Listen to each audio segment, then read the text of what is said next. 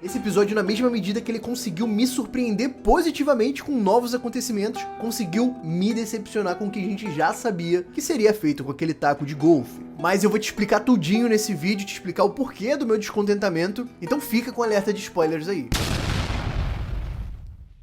Fala, meu infectado, fala, minha jogadora de golfe. Eu sou o Joy e esse segundo episódio da segunda temporada de The Last of Us, ele chegou com tudo e arrancou o curativo de vez.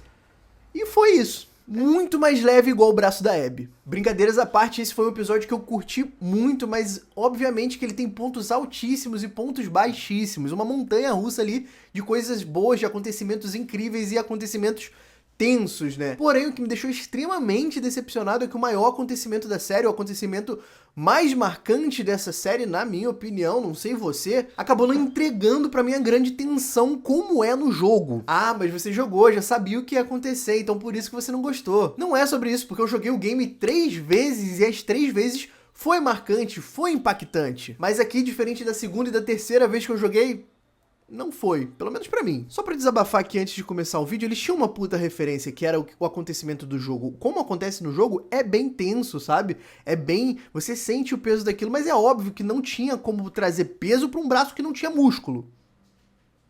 Tá bom, vamos começar o vídeo. O episódio abriu com o pesadelo da Abby revivendo os momentos após o massacre do Hospital dos Vagalumes, nos dando mais peças pra entender a motivação da Abby.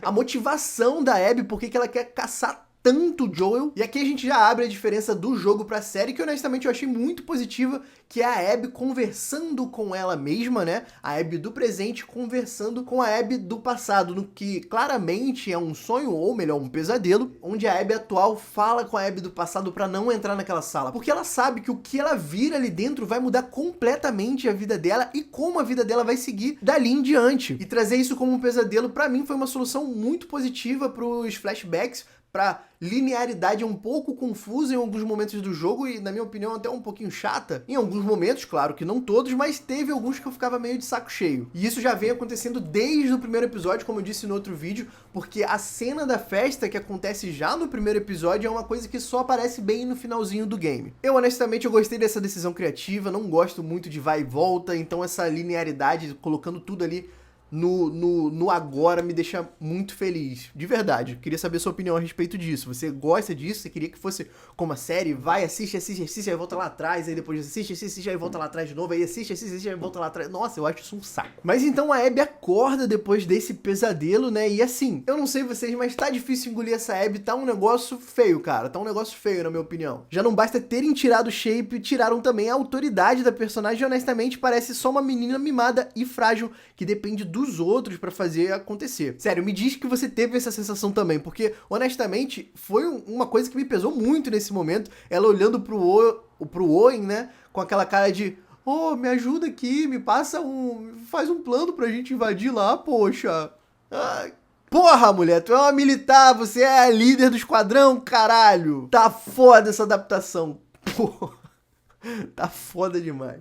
Ai, cara, eu não acredito nisso. Inclusive, deixa eu aproveitar um momento pra te perguntar um negócio. Tá liberado pra falar que o shape dela tá fazendo diferença sim nessa história, né? Tá, não tá? Então beleza, porque eu já vou chegar lá porque eu tenho muita coisa a dizer sobre a diferença que os braços dela deram na cena com o Joel, tá? Um momento bobo que eu curti demais, que eu tava muito ansioso pra ver, e que foi muito fiel ao game, é o diálogo entre a Ellie e o Jesse, né? Sobre o beijo dela com a Dina. Momento muito curtinho e interessante que eu tava muito animado pra ver nessa série, pra ver nessa adaptação, né? Momento que foi bem fiel ao jogo, mas que infelizmente começa a ser abandonado aqui, essa fidelidade com o game, né? Já que a Ellie agora vai patrulhar com o Jesse. Daqui pra frente a série começa a deixar bem mais claro que ela não vai ser tão fiel assim a um jogo, né? Assim, chocante que até os preconceituistas foram deixados de lado, cara.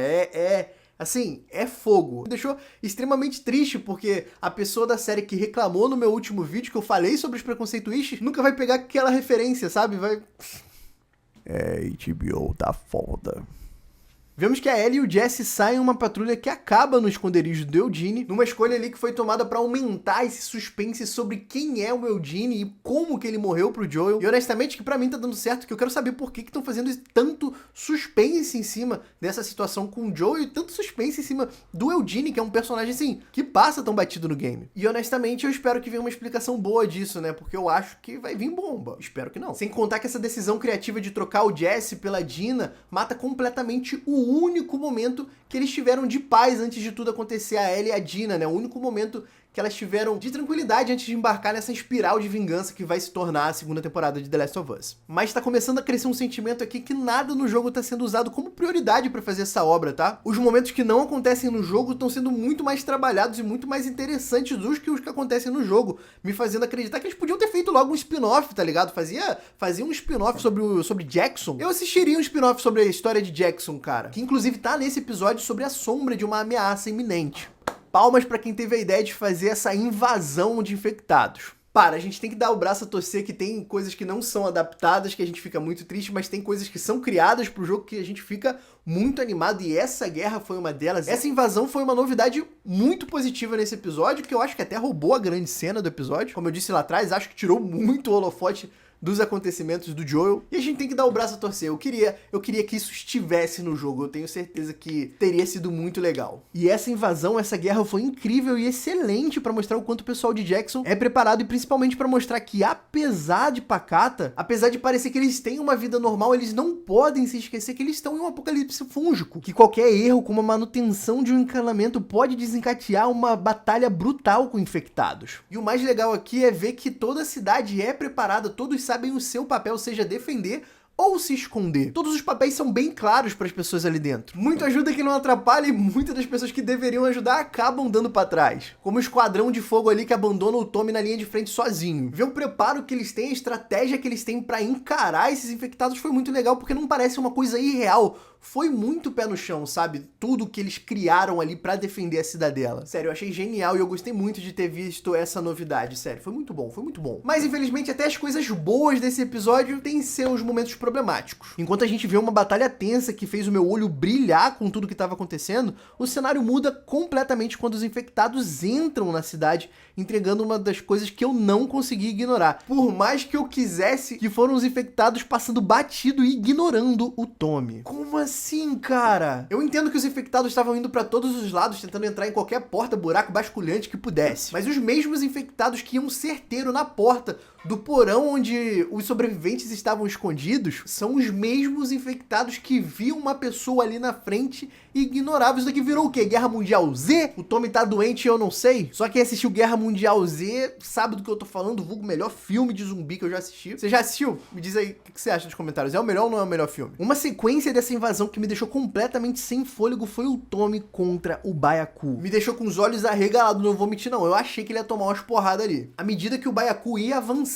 contra as chamas, eu comecei a falar: vai dar merda, tá? Vai dar ruim. O Tommy a cara dele vai deformar nesse episódio. E eu também achei interessante pra mostrar o tamanho da resistência desse infectado que a gente não tinha visto na série, ele ser morto ainda. Mostrando que ele é muito resistente a uma chuva de balas, transformando ele numa criatura ainda mais ameaçadora. E também mostrando que ele é muito resistente à sua maior fraqueza, que é o fogo, que é o calor. Eu gostei muito de poder ver esse infectado à luz do dia, né? Poder apreciar melhor todo esse trabalho de 35 quilos que o ator teve que investir. Eu não sei se aqui foi só CGI, mas na primeira temporada, quando a gente vê ele lá na primeira temporada, no episódio 5, foi realmente uma pessoa usando um traje de 35 quilos com uma reforçada ali do CGI para tornar mais real. Acredito que aqui tenha sido feito igual, mas eu gostei muito de ver ele à luz do dia, porque no episódio 5 tava de noite, a gente viu ali meio mais ou menos, sabe? Tava escuro, tava com fogo, aí não dava pra ver tanto, e eu gostei, enfim, eu gostei muito de ver aqui. Eu acho que eu deixei isso claro. Imagina o peso que deve ser vestir aquela roupa de 35 quilos. Mas isso só não é mais pesado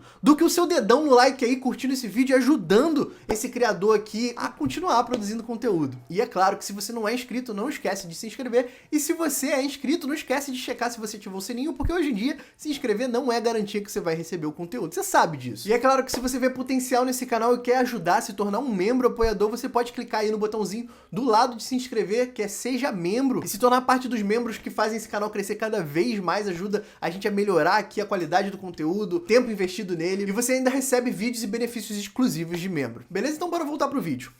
Agora, o fungo que se conecta pro Wi-Fi me pegou demais, eu achei paia. Eu comprei a ideia das raízes que funcionam ali como um alarme, uma mente coletiva ali que alerta os infectados quando alguma coisa acontece com a raiz. Mas caramba, mudar uma manada inteira inteira de direção foi muito forte. Você não achou isso, não? Ou será que eles viram a outra manada indo e viraram? Mas assim, os infectados, eles têm problema de visão, então assim, não sei, cara, não consegui tancar essa cena, não tô conseguindo defender. E a nossa Abby, nossa militarzona braba, nossa militar braba que achou que seria uma boa ideia fazer essa idiotice que vocês estão vendo aí na tela pra ela tentar alcançar a patrulha. Que pasmem, vocês perceberam que a cena cortou e a arma sumiu num passe de mágica, jogando nossa militar brabona peso-pena em cima de um poço de infectados adormecidos. Essa sequência aqui foi de fato lamentável de se assistir, tá? Foi assim, horrível. Mas eu devo estar sendo muito chato, não é possível. Eu quero saber o que você acha a respeito disso. Eu que tô caçando pelo em ovo ou realmente isso daqui foi ruim, cara, foi idiota. Mas eu dou o braço a torcer que apesar dela começar a correr igual o ligeirinho quando no começo do episódio ela não tava nem conseguindo andar na neve, eu gostei muito de ver a sequência em que ela tá sendo perseguida pelos infectados,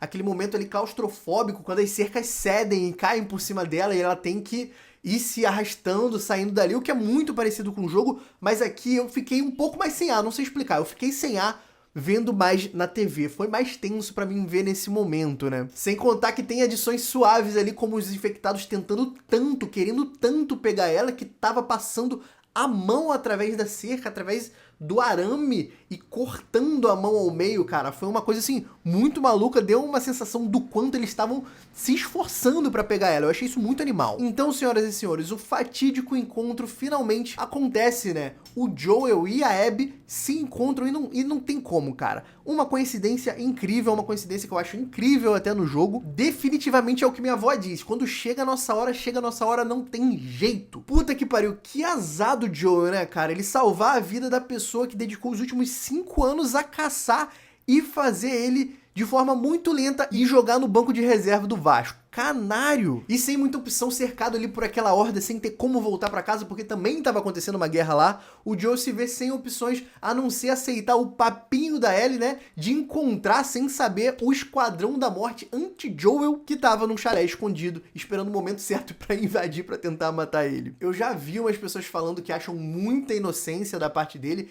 Eu, no jogo, eu achei muita inocência da parte dele confiar tão cegamente assim num sobrevivente que misteriosamente estava no meio de uma nevasca, assim, o que eles estavam fazendo num local tão perto ali, né? Mas na série eu gostei dessa justificativa dele ir, porque ele achava que ele teria o apoio, né, a ajuda desses sobreviventes ali, mais armas ali, para que eles pudessem voltar para a cidadela e assim conseguir adentrar, ajudar ali no que estava acontecendo, né? Porque o Joel queria ir para lá a todo custo, mas ele acabou decidindo ir pro chalé pra conseguir essa ajuda dos amigos da Abby, que acabou sendo um tiro que saiu pela culatra, né? Literalmente, posso dizer literalmente? Foi uma inserção sutil que eu gostei demais, não vou mentir não. Lembrando que no jogo, quem tá fazendo essa patrulha com o Joel é o Tommy. E eu gostei deles trocarem isso pra Dina. Sabe por quê? É porque no jogo a gente vê que o Tommy e o Joel, eles são duas máquinas de combate impiedosas, sabe? E ver a forma que eles foram rendidas por aqueles 4 jovens me pegou demais até no jogo. Assim, jogando uma segunda vez, vendo o que o Tommy, o inferno que o Tommy causou em Seattle, né? E eu sempre fiquei com essa pulga atrás da orelha que eles teriam sido muito nerfados nesse momento ali do encontro, para que tudo corresse como a narrativa queria.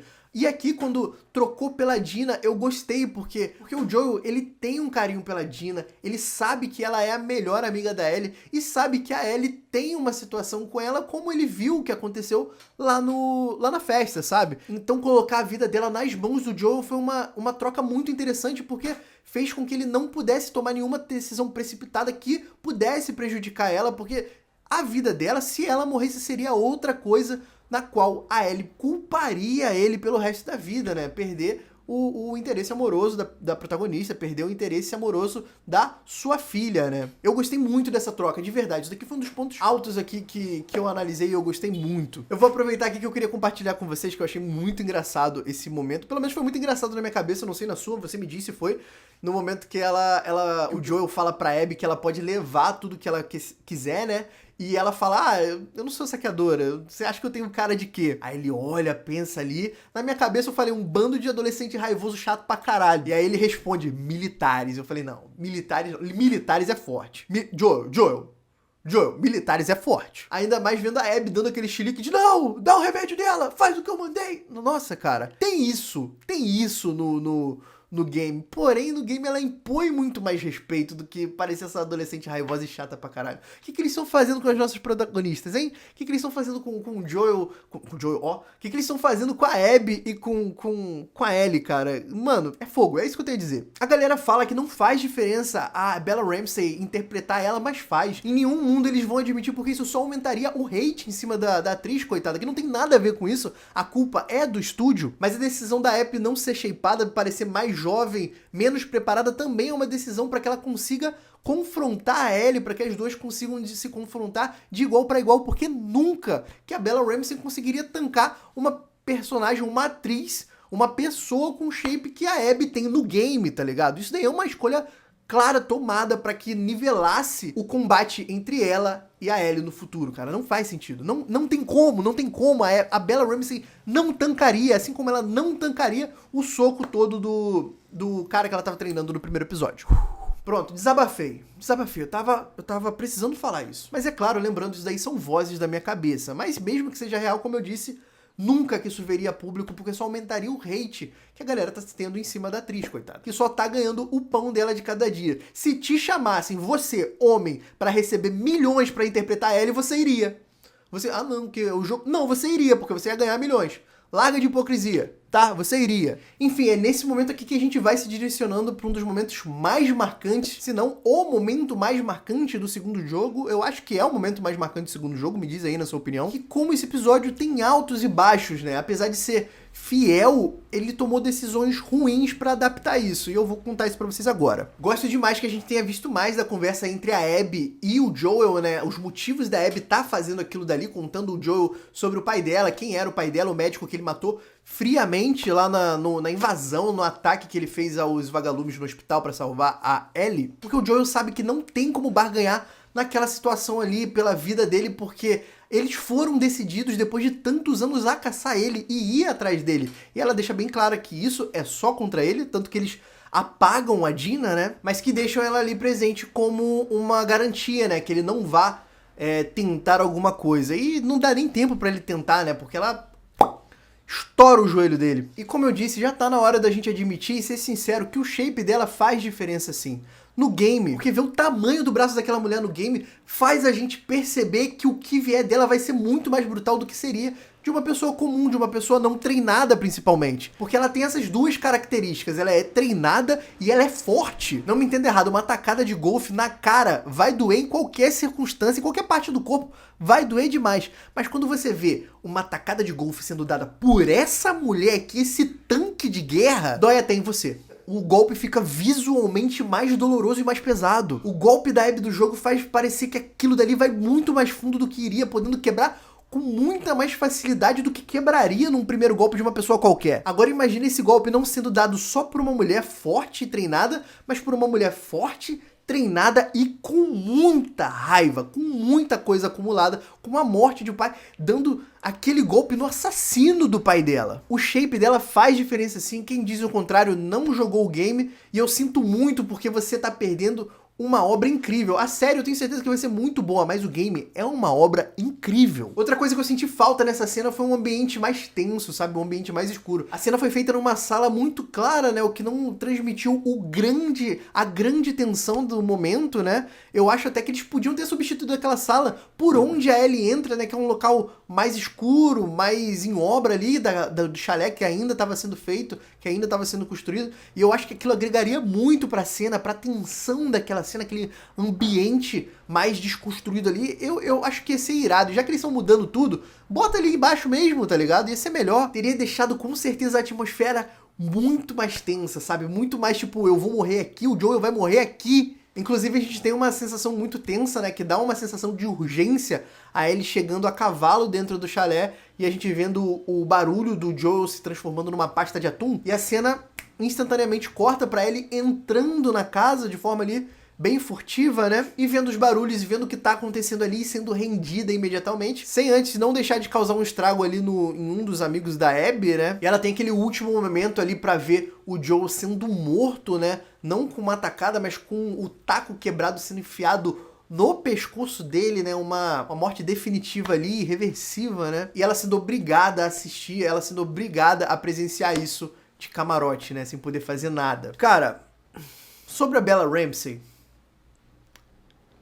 não tá indo, sabe? Tipo, não tá me passando o que eu queria no jogo, então nem vou falar mais sobre isso, porque é o que a gente tem. Vai ficar nesse disco arranhado até que ela se mostre uma grande atriz, mas assim, não foi ruim, sabe? Mas sei lá, cara, eu acho que faltou eu não senti o desespero, talvez ela não tenha conseguido transmitir o desespero, sabe? Tipo, foi isso. Não tenho o que dizer, sabe? É o que a gente tem, é isso ou parar de assistir, sabe? Não tem o que ser feito. Não vai mudar nessa altura do campeonato. Eu sei que eu meti malho no episódio, mas num panorama geral eu achei um episódio muito positivo, um episódio muito bom. Apesar da adaptação da morte do Joe não ter sido tão tensa quanto merecia, né? Porque era o momento mais marcante do jogo. Era um momento que eu acho que eles deveriam ter criado uma atmosfera maior, feito uma coisa maior, que mais tensa, que causasse mais impacto, que marcasse mais, e não foi o que aconteceu. Mas tá longe de ser, nossa, isso daqui foi uma completa merda, sabe? Tipo, melhor não ter feito se fosse pra fazer assim, tá longe de ter sido isso. Mas eles podiam ter feito melhor, na minha opinião. Na minha opinião, poderia ter sido muito melhor, porque eles tinham uma referência boa, como eu já disse. A cena do game é muito tensa, era só fazer igual, cara. Vocês estariam marcando ainda mais essas pessoas que estão assistindo essa mídia, essa série, né? Porque assim, eu honestamente, quando eu fecho o olho e lembro de The Last of Us, eu venho aquela cena na cabeça. E eu acho que aqui na série, apesar de marcante sim, pra narrativa, pra galera que viu, não vai ser uma coisa inesquecível como foi pros gamers. Eu acho que vai ser até esquecível demais com o decorrer da série. Porque lembrando, a gente ainda tá no segundo episódio. Se você vai matar um dos personagens mais amados do game, mano, faz isso direito, cara. Faz isso de uma forma tensa. Eu tô muito indignado, de verdade. Como eu disse, não é ruim, mas eu esperava que fosse feito de uma forma mais decente. Mas, como eu disse, teve coisas muito positivas, como a guerra, a invasão a Jackson, né, que foi um dos momentos altíssimos, que também teve seus problemas, mas menos do que a morte do Joe. E a gente vê que essas duas narrativas consomem aí 50% do episódio, 50% pra lá, 50% pra cá. E enquanto uma é muito boa, outra é mediana, então levando isso em consideração, eu achei um episódio muito bom ainda assim, tá? E eu queria saber de você, o que você achou desse episódio. Me deixa aí nos comentários o que você gostou, o que você não gostou, o que você achou que eu fui duro demais com a série, talvez eu esteja caçando pelo em ovo de verdade.